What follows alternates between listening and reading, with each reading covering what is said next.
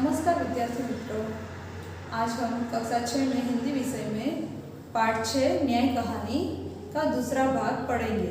पहले भाग में हमने देखा था कि अली ख्वाजा यात्रा पर जाते वक्त अपनी सोने की मोहरें एक घड़े में तेल भर के उसमें रख के घड़ा सील बंद करके अपने मित्र वाजिद के घर रख कर जाता है। और वाजिद के घर रख के जाने के बाद वाजिद के घर एक दिन दावत थी, तो उसके घर तेल खत्म हो गया।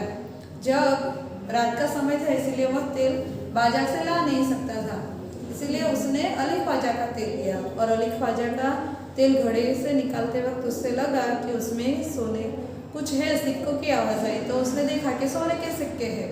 तो उसने क्या किया, वह सिक्के अपनी तिजोरी में छिपा के रख दिए।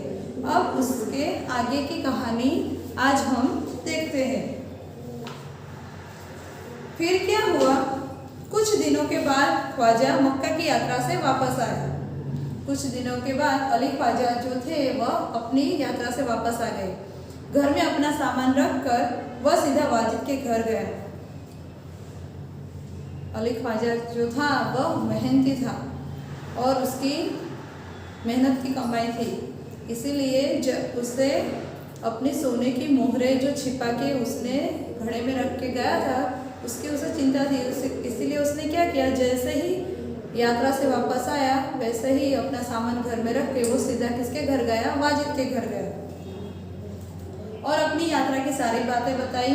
फिर तेल का घड़ा लेकर वह घर आया। फिर उसने क्या किया, वह तेल का घड़ा जो था वह लेकर अपने घर आ गया। जब उसे घड़े का तेल निकाल कर देखा तो उसके पैरों तले जमीन ही खिसक गई।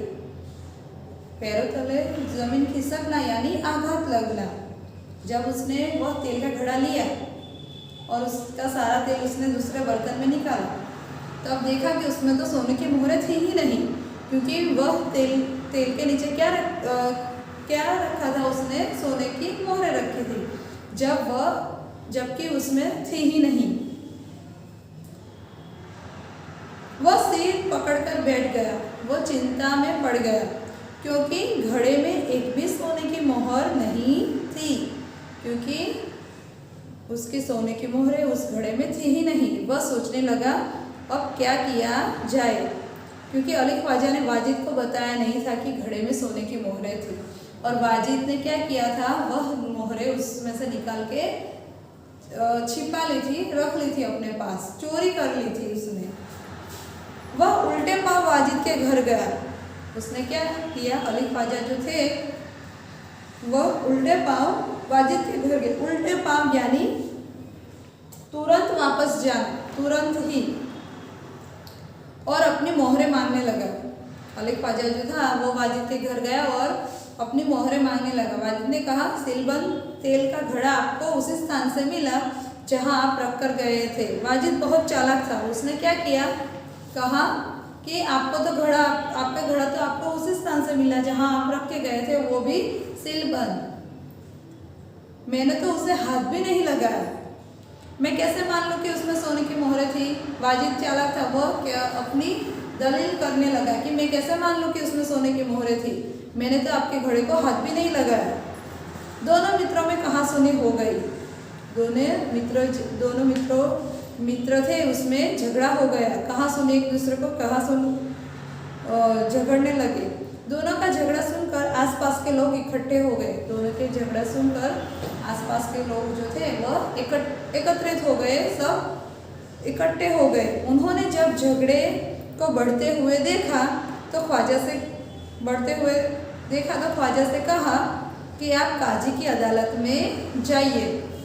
जब लोगों को लगा कि यह झगड़ा तो ऐसे सुलझेगा नहीं, इसीलिए लोगों ने सलाह दी कि एक काम करो, तुम दोनों काजी की अदालत में जाओ। पहले गांव का जो काजी था वह छोटे मोटे झगड़े सुलझाया करता था, इसीलिए लोगों ने कहा कि तुम दोनों एक काम करो कि काजी की अदालत में जाओ, वही आपके झगड़े को मिटा सकता है। क्या कहा लोगों ने कि तुम दोनों काजी की अदालत में जाओ, वहीं आपके झगड़ों को मिटा सकता है।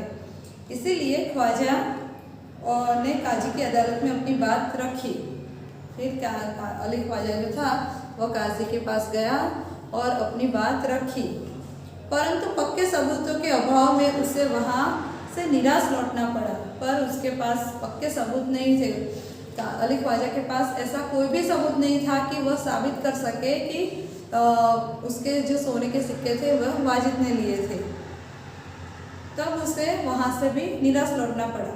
तब उसने बगदाद के खलीफा के यहाँ अपील की, निवेदन किया। अपील की यानी निवेदन किया कि उसने अर्जी आगे बगदाद का जो खलीफा था, बगदाद का जो राजा था, वहाँ उसने अपील की और न्याय मांगा। खलीफा ने उसकी अपील स्वीकार कर ली। खलीफा जो था उसने अली ख्वाजा की बात मान ली, अर्जी स्वीकार कर ली। खलीफा ने सारे मामले पर विचार करने के लिए कुछ समय चाहा। खलीफा जो था उसने कहा कि मुझे कुछ समय दो, फिर बाद में मैं आपका झगड़ा सुलझाऊंगा, आपका जो झगड़ा है उसका फैसला करूंगा। इसके लिए उसने थोड़ा समय मांगा। 1 सप्ताह बाद का समय सुनवाई के लिए दिया गया। और कितना समय दिया गया? 1 सप्ताह का समय सुनवाई के लिए दिया गया। ख्वाजा और वाजिद का किस्सा अब प्रख्यात हो गया था। जो ख्वाजा था, अली ख्वाजा और वाजिद का झगड़ा क्या हो बगदाद, पूरे बगदाद में जैसे प्रसिद्ध हो गया था। और यहाँ हमारा दूसरा भाग भी पूर्ण होता है। आगे की कहानी हम तीसरे भाग में पढ़ेंगे। तो विद्यार्थी मित्रों, यहाँ कुछ मुहावरे हैं जो हम उसके अर्थ हम जानेंगे। पैरों तले जमीन खिसकना, खिसक जाने यानी आघात लगना। किसे आघात लगा था? अली ख्वाजा को। कहासुनी होना, बातों की लड़ाई होना, एक दूसरे को मारपीट नहीं पर कहासुनी, एक दूसरे को बातों ही बातों में लड़ाई करना यानी झगड़ना, उसे कहासुनी कहते हैं। सिर पकड़कर बैठ जाना यानी हताश हो जाना, निराश हो जाना। उल्टे पांव यानी तुरंत वापस जाना। तो यह था हमारा दूसरा भाग और अब हम आगे की कहानी तीसरे भाग में पढ़ेंगे। तब तक के लिए नमस्कार।